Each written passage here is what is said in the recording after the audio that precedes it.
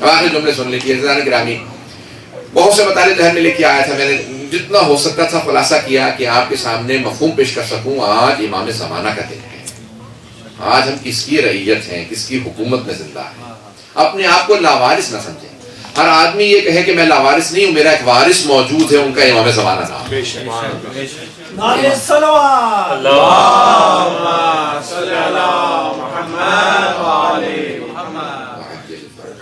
آج دنیا میں لوگ نہ جانے کیسے کیسے ظلم کر رہے ہیں شیعوں پہ. وہ سمجھتے ہیں کہ یہ لاوارث ہیں.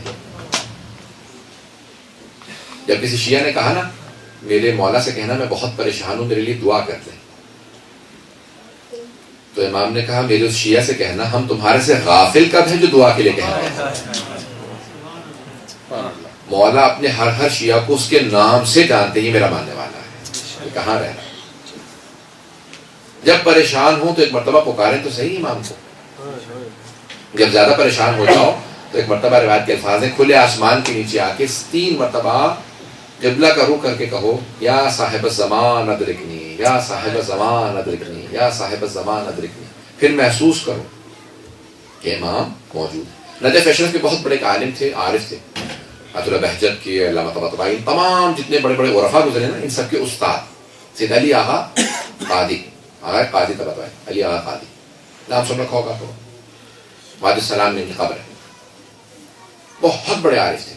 ان سے کسی نے سوال کیا آغا آپ نے کبھی امام زمانہ کی زیارت کی ہے, کبھی آپ نے دیکھا؟ تو انہوں نے کہا میں اس کو شیعہ ہی نہیں مانتا جو ہر روز صبح امام کی زیارت نہ کرتا ہو. وہ شیعہ ہی نہیں ہے جو ہر روز صبح امام کی زیارت نہ کرتا ہو. بہت سے لوگ پریشان ہو گئے ہیں, بہت سے لوگ تو گھبرا رہے ہیں کیا مطلب شیعہ نہیں کیا. کہا وہ شیعہ ہی نہیں جو امام کی ہر روز صبح زیارت نہ کرتا ہو. کہا کیسے, ہمیں تو کسی کو زیارت نہیں ہوتی. شاہ کے علماء بڑے بڑے جنہوں نے سوال کیا تھا, عام لوگ نے, میرے جیسے لوگ نے, بہت بڑے بڑے علماء فقہاء جو بعد میں مرجع بنے سب, وہ سوال کر رہے تھے. کہا ہمیں تو صبح زیارت نہیں ہوتی. کہا یہ کیسے ہو سکتا ہے کوئی عاشق امام زمانہ ہو, صبح کرے آنکھوں کے سامنے امام نہ آتے ہو. دیکھنا مقصود نہیں ہے, انسان محسوس کرتا ہے امام موجود ہے. اس واقعے میں تمام کر رہا ہوں, واقعے کو سنیں گے. کہا کیسے؟ کہا انسان جب کسی کا عاشق ہوتا ہے نا وہ آنکھوں کے سامنے ہمیشہ رہتا ہے. توجہ ہو. کہا کیسے؟ کہا ذرا جانا تیز نمک والا کھانا کھا لینا. نمک تو سب سمجھتے ہیں, تیز نمک آپ زیادہ کھا لینا اس کے بعد پیاس ہی پیاس لگتی ہے. ٹرائی کرنے کی ضرورت نہیں ہے, جا کے آپ نمک کھا کے دیکھتے ہیں پیاس لگتی کہ نہیں. جب تیز نمک ہو تو بعد پیاس ہی پیاس لگتی ہے. کہا کیا ہوگا؟ امام زمانہ کا تمہیں زیارت کا مفہوم سمجھ میں آ جائے گا, لیکن ایک شرط ہے, پانی نہ پینا. تو انہوں نے کھانے میں تیز نمک کیا سب نے اور کھانا کھا لیا, پانی نہیں پیا, سو گئے. صبح اٹھے کہا نہیں کوئی زیارت نہیں, پتہ نہیں سب آئے. کہا کوئی زیارت نہیں ہوئی. آپ نے کہا تھا زیارت سمجھ میں آ جائے گی. کہا تم کیا سمجھ رہے تھے کہ رات میں کیا ہوگا, کھانا کھانے سے امام سمجھ کے زیارت ہو جائے گی. کہا آپ نے کہا کہ تیز نمک کے ساتھ کھانا کھا لو, اس کے بعد تمہیں زیارت کا مفہوم سمجھ میں آ جائے گا.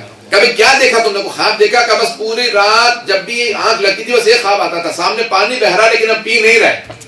پتہ نہیں توجہ ہے.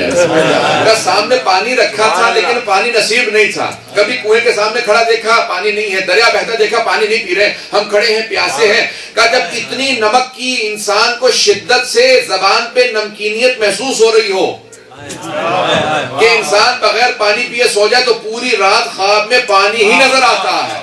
جب کم از کم اتنی تڑپ ہو امام زمانہ کے لیے تو پوری رات خواب میں امام زمانہ ہی امام زمانہ نظر آئے. جب تڑپ اتنی ہو, عشق اتنا ہو صاحب الزمان, تو پھر امام زمانہ کیوں نظر نہیں آئے؟ آئے اتنی تڑپ ہے. برحمتك يا أرحم الراحمين وصلى الله على محمد وآله الطاهرين.